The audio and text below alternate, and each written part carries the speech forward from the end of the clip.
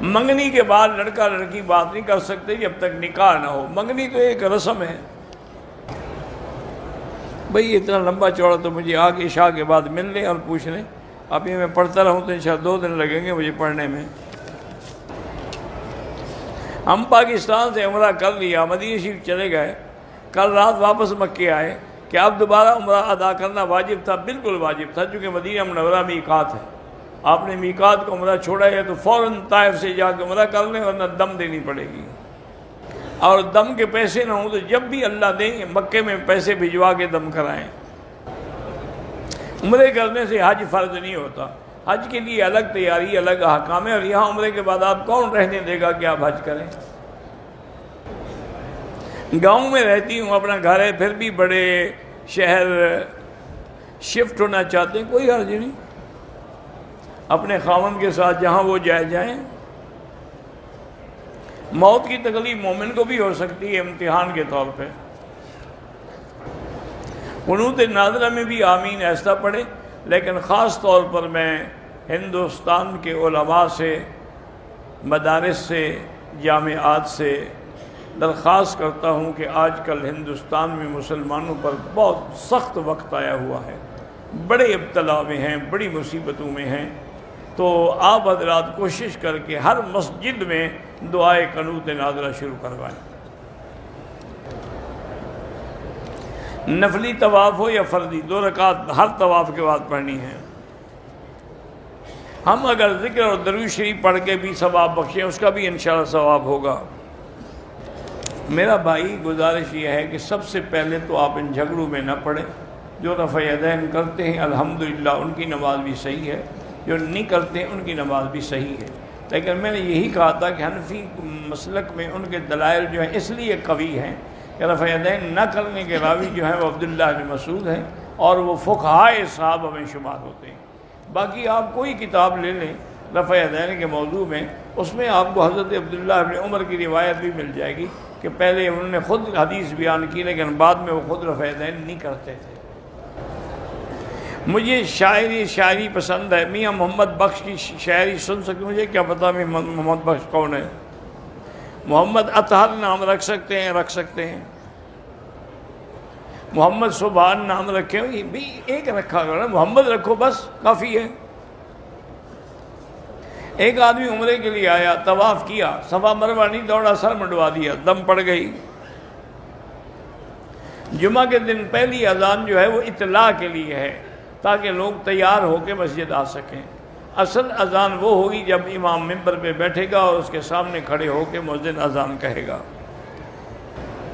عمرے کرنے کے بعد سارے کپڑے دھونے چاہیے. کیوں؟ عمرہ کرنے سے کپڑے پلیت ہو جاتے ہیں. کیوں دھوئے؟ میرے 2 بیٹے ہیں, ان کے دل میں سوراخ ہے, اللہ شفا عطا فرمائے. اور آج کل تو بڑے کامیاب آپریشن ہو رہے ہیں. پہلے یعنی یہ چیزیں جو تھیں نا لا علاج سمجھی جاتی تھی, لیکن اب دل کے سوراخ کا باقاعدہ ہر مقام پہ, بلکہ انڈیا میں تو اس کا بہت زیادہ لوگ ہیں, بنگلور کے علاقے میں ڈاکٹر جو ہیں. میرے ایک دوست نے طواف کے عمرے کے طواف کے 3 چکر لگائے, 4 چھوڑ دیے, صفا مروہ کی سعی کر کے حل کے بعد احرام اتار دیے. ان پر دوسرا عمرہ ہوا ہی نہیں اس کا. جب طواف مکمل نہیں ہوا تو صفا کیسے توڑ سکتا ہے؟ بہرحال خواجہ شکیل صاحب جو بھی بیمار ہے اللہ سب کو شفا دے.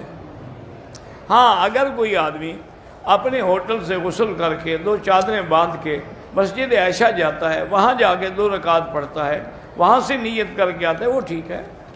مکروہ وقت کا معنی یہ ہے کہ جیسے فجر کی نماز سے لے کر سورج نکلنے تک, اسی طرح عصر سے لے کر مغرب تک, کیونکہ صحیح حضور کی حدیث ہے کہ لا صلاۃ بعد الفجر حتی تطلع الشمس ولا صلاۃ بعد العصر حتی تغرب الشمس. اور اسی طرح جب سورج عین سر پہ کھڑا ہو اس وقت بھی نماز نہیں پڑھنی چاہیے.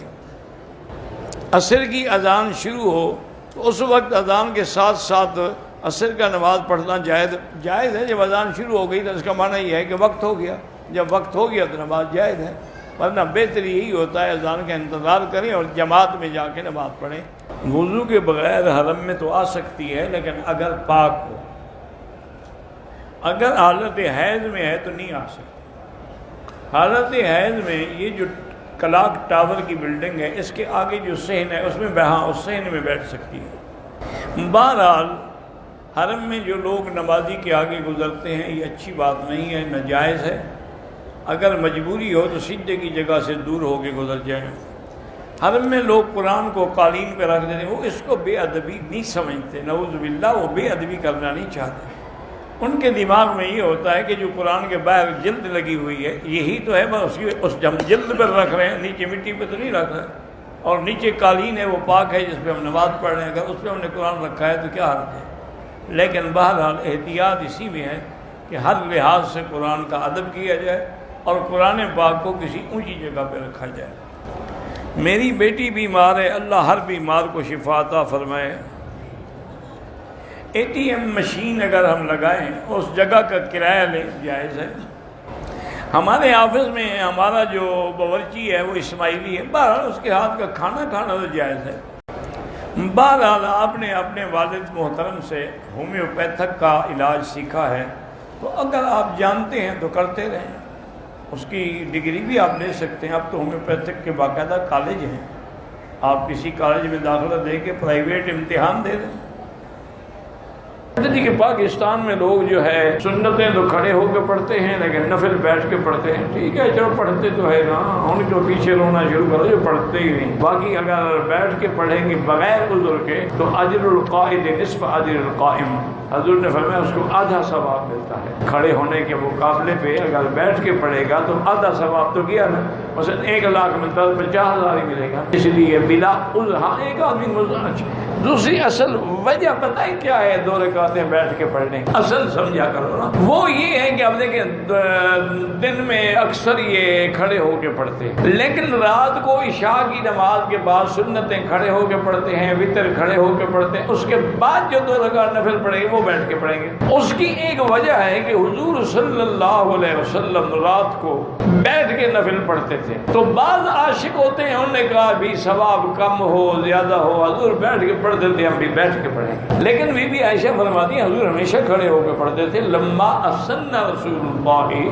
وسلم، جب حضور کا بدن مبارک بھاری ہو گیا اور آپ بڑھاپا آنے لگ گیا تو اب حضور لمبی نفلیں نہیں پڑھ سکتے تھے، بیٹھ جائے، کیونکہ حضور کی تہجد مبارک ہماری طرح تو نہیں تھی نا جی کہ ایک قل هو اللہ احد میں 4 رکعتیں ہم پڑھ لیتے ہیں نا، قل اللہ احد اللہ اکبر اللہ الصمد اللہ اکبر، ہم تو صرف سورۃ اخلاص میں 4 رکعتیں کرتے۔ حضور پاک جب تہجد پڑھتے تھے سورۃ البقرہ، سورۃ آل عمران، سورۃ مائدہ، سورۃ 8 پارے ایک رکعت میں پڑھتے، اور پھر پڑھنا بھی حضور کا رتل القرآن ترتیلا، بنا کے سوال کے جیسے موتی نکلتے، تو اس لیے حضور نے تو اس عذر کی وجہ سے بیٹھ کے پڑھی، افضل یہی ہے کہ کھڑے ہو کے پڑھا کر۔